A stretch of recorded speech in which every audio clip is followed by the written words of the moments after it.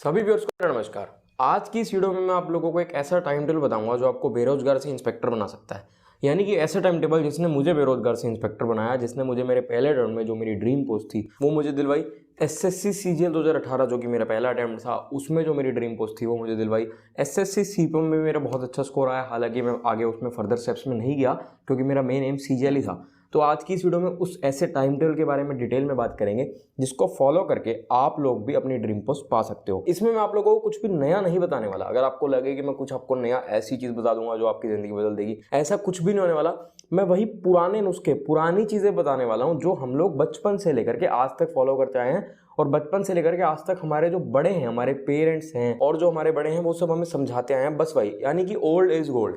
वही पुरानी चीजों के बारे में बात करेंगे और ऐसी चीजों के बारे में बात करूंगा जो आप सबने करी होंगी। आप जितने भी लोग वीडियो देख रहे हो, मैं दावे के साथ कह सकता हूं में से कोई एक भी ऐसा नहीं होगा जिसने ये चीज फॉलो ना करी हो आज तक, जो मैं बताने वाला हूं। बस ये कि हमें पता ही नहीं है कि हमें वो चीज करनी है इस नौकरी को पाने के लिए। हमें लगता है, हमारे मन में एक हवा बैठा हुआ, डर बैठा हुआ है कि ये एसएससी की नौकरी पता नहीं क्या है और कितना पढ़ना पड़ेगा। ऐसा कुछ भी नहीं है, बस वही करो जो मैं आपको आज की इस वीडियो में बताता हूं। सबसे पहले तो आप सब लोगों को पता ही होगा कि एसएससी में क्या आता है। एसएससी में आपके 4 सेक्शन आते हैं, main maths, English, GK, reasoning. ये टियर 1 में चारों आती हैं। पहले क्या होता था, पहले मेंस में सिर्फ मैथ्स और इंग्लिश आया करती थी। अब से मेंस का पैटर्न चेंज होगा और मेंस में भी ये चारों सेक्शन आएंगे, तो आपको ये चारों चीजें पढ़नी है। इनकी वेटेज क्या है, एग्जाम पैटर्न क्या है, उसके लिए ऑलरेडी मेरी वीडियोस हैं, आप लोग देख लेना स्ट्रेटेजी एंड टिप्स प्लेलिस्ट में, तो वो मैं आपको आज की वीडियो में नहीं बताने वाला। तो अब शुरू करेंगे अपने टाइम टेबल के बारे में। मैं आज की वीडियो में आपको एक ऐसा टाइम टेबल बताऊंगा जो आप लोग बहुत ईजिली फॉलो कर सकते हो। उन लोगों के लिए भी होगा टाइम टेबल जो बिल्कुल मतलब कुछ नहीं कर रहे, सिर्फ प्रिपरेशन कर रहे हैं। कुछ ऐसे लोग भी होंगे जो जॉब कर रहे हैं, कुछ ऐसे लोग भी होंगे जो कॉलेज में। तो उन सभी लोगों के लिए अलग अलग टाइम टेबल के बारे में बात करेंगे। देखो, सबसे पहले आप लोगों को ये बता देते हैं कि भाई आप लोग स्कूल तो जाते थे।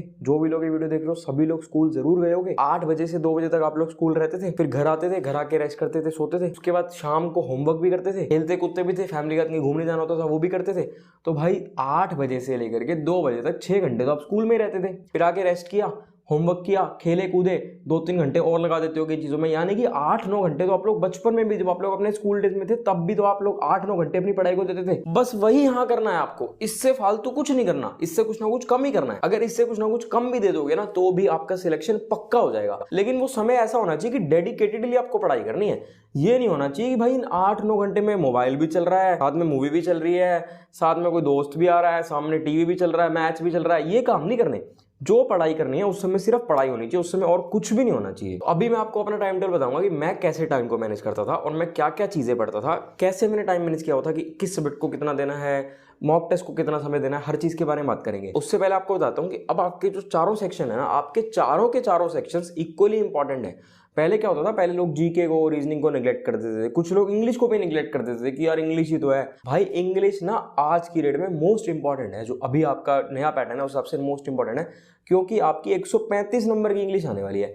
390 नंबर में से आपकी 135 नंबर की इंग्लिश है, तो इंग्लिश आपकी मोस्ट इंपॉर्टेंट है। और सिर्फ इंग्लिश ही नहीं, सारे सब्जेक्ट्स मोस्ट इंपॉर्टेंट है। तो अब आप अपनी जैसे भी प्रिपरेशन करने वाले हो ना, आप ऐसे करना कि आप बिल्कुल एक प्रॉपर स्पेसिफाई होकर करना। ऐसे मतलब बिल्कुल वेग सी प्रिपरेशन नहीं होनी चाहिए, आपकी टॉपिक स्पेसिफिक प्रिपरेशन होनी चाहिए। क्योंकि मिनिमम क्वेश्चंस आने हैं आपके, बहुत लिमिटेड क्वेश्चंस आने हैं। उन लिमिटेड क्वेश्चन में से अच्छे क्वेश्चंस बनेंगे। और इंग्लिश में देखो, मोस्टली लोगों को इंग्लिश में दिक्कत आती है, और इंग्लिश में अगर आप कहीं सबसे ज्यादा फंस सकते हो ना तो वो है क्लोज टेस्ट।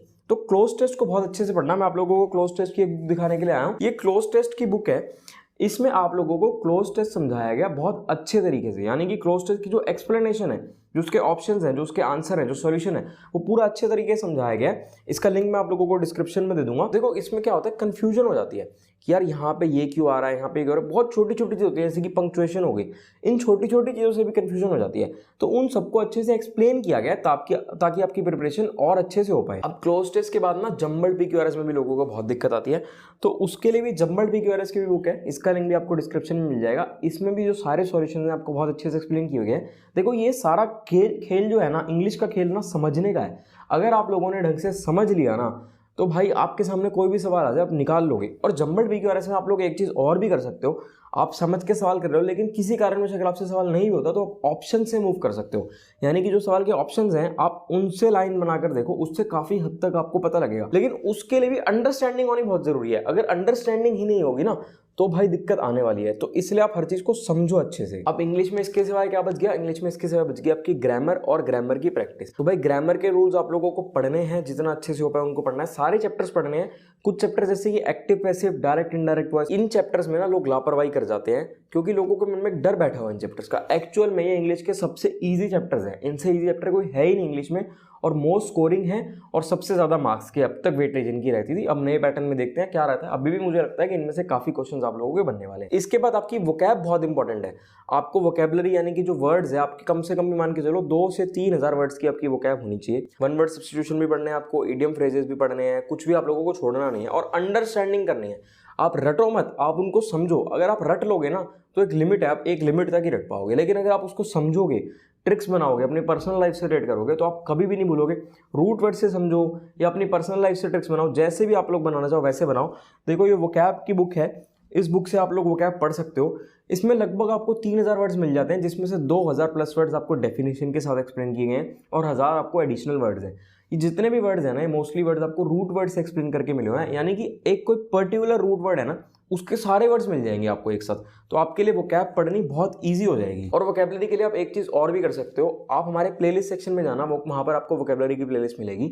ईशा मैम ने वोकैब पढ़ा रखी है, एक बार देख लेना वीडियो। मैं दावे के साथ कह सकता हूँ जिंदगी में कभी नहीं भूलोगे और आपका मन करेगा कि सारी वोकैब की वीडियोस देख लूँ मैं। और वोकैबुलरी के लिए हमारा जो नया चैनल कपूर गुरुकुल क्लासेस है, उस पर भी आप लोगों को वीडियोस मिल जाएंगी। अब इंग्लिश में ये बात कर लेते हैं कि इंग्लिश में आपको कितने घंटे देने चाहिए। अब देखो इंग्लिश में मेरे हिसाब से जो आज का पैटर्न है, आपको 3 घंटे जरूर देने चाहिए अपने इंग्लिश के लिए। उन 3 घंटे में आपको डिवाइड करना है कि कितना समय आपको ग्रामर को देना है, कितना प्रैक्टिस को देना है, कितना रीडिंग कॉम्प्रिहेंशन को देना है, कितना वोकैब को देना है। समय हर चीज को देना है, डेली देना है। ऐसे मत करना कि एक दिन ग्रामर पढ़ ली, एक दिन वोकैब पढ़ ली। नहीं भाई, ऐसे नहीं। क्या ऐसे करते हो क्या कि एक दिन सिर्फ रोटी खा ली, अगले दिन सिर्फ सब्जी खा ली? ऐसे नहीं बनेगी आपकी बात। आपको सब कुछ पढ़ना है, एक सिस्टमैटिक वे से पढ़ना है। अब इंग्लिश के बाद अगर मैथ्स की बात करें तो मैथ्स को भी मेरे हिसाब से आप लोगों को डेली के 3 घंटे जरूर देने चाहिए। आप कहोगे इतने घंटे लाए कहां से, वो भी मैं आपको बताऊंगा अभी कितने घंटे आप लोग कहां से लाओ। जीके और रीजनिंग के लिए पहले मैं क्या करता था कि ज्यादा समय देने की जरूरत नहीं है, लेकिन अब आप लोगों को जीके और रीजनिंग को भी समय देना चाहिए। तो जीके और रीजनिंग दोनों को मिलाकर अगर आप लोग 2 घंटे भी दे दो डेली के, तो वो 2 घंटे मोर देन सफिशिएंट है। पहले तो मैं कहता था कि 1 घंटा भी मत दो, मैक्सिमम 1 घंटा दो, लेकिन अब मैं आपको सजेस्ट करूंगा नए पैटर्न को देखते हो कि आप लोग 2 घंटे जरूर दे दो जीके और रीजनिंग के लिए। अब भाई मैं आप लोगों को वो टाइम बताऊंगा कि आप लोगों को समय को कैसे मैनेज करना है। मैं उन लोगों को देखते हुए बताऊंगा जो लोग सुबह जल्दी उठते हैं, क्योंकि मोस्टली लोग जो एग्जाम की प्रिपरेशन कर रहे होंगे वो लोग ऐसे होंगे जो सुबह जल्दी उठ रहे होंगे। तो कुछ लोग ऐसे भी होंगे जो लेट उठते होंगे, जैसे कि मैं हूं। मैं लेट उठता हूं, लेट उठता था, अब तो नहीं उठता है, लेकिन पहले उठता था प्रिपरेशन डेज में। मैं सुबह जल्दी उठने वालों के हिसाब से बताता हूं। आप लोग सुबह अपना उठकर फ्रेश होकर 7 बजे बैठ जाओ पढ़ाई करने के लिए। सुबह की पहली शिफ्ट आप लोग लगाओ सुबह 7 बजे से लेकर के सुबह 10 बजे तक, यानी कि 10 बजेंगे सुबह दिन की आपकी शुरुआत होगी और तब तक आप लोग 3 घंटे पढ़ भी चुके होंगे। और जो मैं टाइम टेबल बताऊंगा, मैं ऐसा बैलेंस टाइम टेबल बताऊंगा कि आपकी पढ़ाई भी होगी अच्छे से और आपकी डेली लाइफ भी सफर नहीं करेगी। यूं नहीं है कि आप लोग पागलों की तरह पढ़ते ही रहोगे, आप लोग फुल एंजॉय भी करोगे और पढ़ाई भी करोगे। ऐसा टाइम टेबल है, देखते चलो। तो 7 से 10 के बीच 3 घंटे आप लोगों की पढ़ाई होगी 10 बजे तक की। अब इन 3 घंटे में क्या करना है, ये आप देखो कि आपको इंग्लिश पढ़नी है सुबह, मैथ्स पढ़नी है सुबह, या मॉक टेस्ट लगाने। अब मॉक टेस्ट के लिए क्या करो, मॉक टेस्ट ना किसी भी टाइम स्लॉट में मत लगाओ। मैं आपको अलग अलग टाइम स्लॉट बताऊंगा पढ़ाई के, अब चेंज करके लगाओ। कभी आपने सुबह वाले टाइम में लगा लिया, कभी आपने दोपहर वाले टाइम में लगा लिया, कभी आपने शाम वाले टाइम में लगा लिया। क्योंकि भाई आप लोगों को ये नहीं पता, जब आपके प्रीलिम्स होते हैं, जो आपके टियर 1 होते हैं, 3 शिफ्ट में होते हैं, सुबह दोपहर शाम। अब पता नहीं आपका जो पेपर होगा वो कौन सी शिफ्ट में आएगा। तो आप लोग अपनी प्रिपरेशन भी इस तरीके से करो जैसे आपको एक्चुअल में एग्जाम देना है। तो आप तीनों शिफ्ट में चेंज करके लगाओ, कभी सुबह, कभी दोपहर, कभी शाम। अब भाई मॉक टेस्ट लगाने के लिए आप लोग टेक्स्ट बुक के मॉक टेस्ट लगा सकते हो। मोस्टली जितने भी लोग एग्जाम की प्रिपरेशन कर रहे होते हैं ना, सीरियसली, वो लोग इसका मॉक टेस्ट लगाते हैं। इस पर फिलहाल एक बहुत जबरदस्त सेल चल रही है, बहुत जबरदस्त डिस्काउंट चल रहा है। और अगर आप लोग और एडिशनल डिस्काउंट भी चाहो तो आप हमारा कूपन कोड KG10 यूज कर लेना। KG10 यूज करने से आपको टेक्स्ट बुक के मॉक टेस्ट पर एडिशनल डिस्काउंट मिल जाएगा। इसके लिंक्स आप लोगों को डिस्क्रिप्शन में मिल जाएंगे। इसकी सबसे बढ़िया मेन चीज मुझे ये लगती है कि मोस्टली वो लोग इसका पेपर दे रहे हैं ना जो आपके साथ एक्चुअल एग्जाम में बैठने वाले हैं, तो आपको अपने कॉम्पिटिशन का पता है। आप जब इसका एनालिसिस करोगे आपको आपकी परसेंटाइल पता रहेगी। आपको ये पता रहेगा कि जिन लोगों के साथ आपका एक्चुअल एग्जाम में कंपटीशन होने वाला है, उन लोगों के बीच में आप कहां स्टैंड कर रहे हो, आपके क्या वीक पॉइंट्स हैं। आपको मोटिवेशन मिलेगी। अगर आपकी परसेंटाइल बहुत अच्छी आ रही है, आपको मोटिवेशन मिलेगी। कम आ रही है तो आपको और अच्छे से मेहनत करने के बारे में पता चलेगा कि हाँ यार, अभी मैं कहीं लैग कर रहा हूं, मुझे भी और मेहनत करनी है, किन वीक पॉइंट्स पर मेहनत कर रही है। तो एनालिसिस जरूर कर लेना। और जो नया पैटर्न है ना SSC सीरियल का, उस पर बेस भी आप लोगों को मॉक टेस्ट मिल जाएंगे। एडिशनल डिस्काउंट के लिए कूपन कोड KG10 यूज करना मत भूलना। इसके लिंक्स आप लोगों को डिस्क्रिप्शन में मिल जाएंगे। अब 7 से 10 के बीच का मैंने आपको बता दिया। अब 10 बजे से लेकर के 1 बजे तक आप लोग रेस्ट करो। अब 10 से 1 के बीच में आपको खाना खाना है, या हो सकता है कुछ लोग 7 बजे से पहले नहाए नहीं हो, 10 बजे के बाद नहाएंगे, या जो भी करना है, घर के छोटे मोटे काम है, टीवी देखना है, मूवी देखनी है, जो भी करना है 10 से 1 बजे के बीच कर लो। 3 घंटे बहुत है। 1 बजे फिर बैठ जाओ पढ़ाई करने। बहुत ज्यादा हैवी हैवी खाना मत खा लेना, कहीं पता लगे नींद आ गई खाना खाने के बाद। ये आपको मैनेज करना है अपने हिसाब से। 1 बजे से 4 बजे के बीच फिर से बैठ जाओ पढ़ने। 3 घंटे की शिफ्ट है, 3 घंटे आप लोग सुबह पढ़ चुके हो, 3 घंटे और, यानी कि 4 बजे तक आधा दिन हुआ और आधे दिन में आप लोगों ने 6 घंटे की पढ़ाई भी कर ली। अब 4 बजे फिर से आप लोग रिलैक्स हो जाओ। 4 से 7 के बीच घूमो फिरो, खेलो कूदो, अपना रिक्रिएशनल एक्टिविटी करो, कोई हॉबी है वो करो, दोस्तों के घूमने जाना है वहाँ जाओ, फैमिली का घूमने जाना है वहाँ जाओ। 4 से 7 के बीच 3 घंटे आपके पास हैं, उसमें आप अपनी पूरी लाइफ एंजॉय करो। बैलेंस आपको बता रहा हूँ टाइम टेबल। और जो मॉक टेस्ट है वो आप चेंज करते रहना, कभी 7 से 10 वाले में, कभी 1 से 4 वाले में, और कभी रात को। फिर 4 से 7 हमने एंजॉय कर लिया, फिर 7 बजे फिर से बैठ जाओ पढ़ने।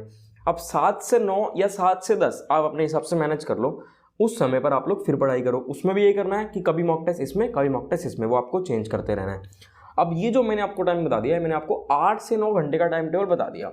इन 8 से 9 घंटे में आपको मैनेज करना है कि कौन सा समय आपको इंग्लिश को देना है, कौन सा समय आपको मैथ्स को देना है। लेकिन ये देखना कि पढ़ना सब कुछ डेली, ये मत करना कि एक दिन आप लोग ने पूरी दिन मैथ्स पढ़ ली, एक दिन पूरी इंग्लिश पढ़ ली, नहीं, ये गलती मत करना, पूरा पढ़ना। एक ये चीज़ कर सकते हो, रीजनिंग और जीके ऑल्टरनेट चला सकते हो कि एक दिन रीजनिंग पढ़ ली, एक दिन जीके पढ़ ली, वो भी आपकी मर्जी है, चाहे दोनों डेली पढ़ लो, चाहे आप दोनों ऑल्टरनेट चला लो। और मॉक टेस्ट तो लगानी है। अब रात को पढ़ाई करने के बाद अपना खाना खाओ, डिनर करो, फैमिली के साथ बैठो, थोड़ी देर पेरेंट्स के साथ बैठो, उनका आशीर्वाद लो, उनसे बात करो, कोई प्रॉब्लम है कुछ है उनके साथ डिस्कस करो, क्योंकि आपकी 99% प्रॉब्लम्स आपके पेरेंट दूर कर देंगे, और जो 1% प्रॉब्लम है वो तो भाई कोई भी दूर नहीं कर सकता। यानी कि जितनी भी प्रॉब्लम है आप पेरेंट्स के साथ डिस्कस करना, वो आपकी दूर हो जाएंगी। ये भी बहुत इंपॉर्टेंट पार्ट है, ये भी टाइम टेबल ही है, इसको निगलेक्ट मत करना आप लोग। उसके बाद आप लोग अपना आराम से सो जाओ, सुबह उठो और फिर ये रिपीट करो। अब एक चीज़ बता दूं कि रिजिड मत हो जाना। ये मत सोचना कि मैंने आप लोगों को ये टाइम टेबल बता दिया तो आपको यही फॉलो करना है। आपको फ्लेक्सिबल रहना है अपने हिसाब से। हो सकता है आप में से कुछ लोग ऐसे होंगे जो लेट उठते होंगे, जैसे मैं उठता था लेट, आप उस हिसाब से मैनेज करो। अपने टाइम टेबल के बारे में भी आगे बात करूंगा।